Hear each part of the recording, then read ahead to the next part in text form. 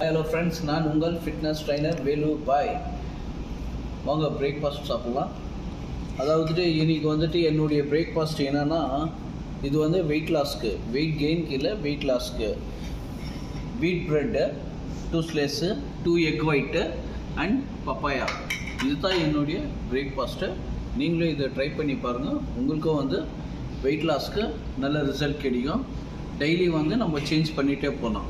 இன்றைக்கி வந்து என்னுடைய பிரேக்ஃபாஸ்ட் இது தான். ஓகே, லைக் பண்ணுங்கள், ஷேர் பண்ணுங்கள், கமெண்ட்ஸ் பண்ணுங்கள்.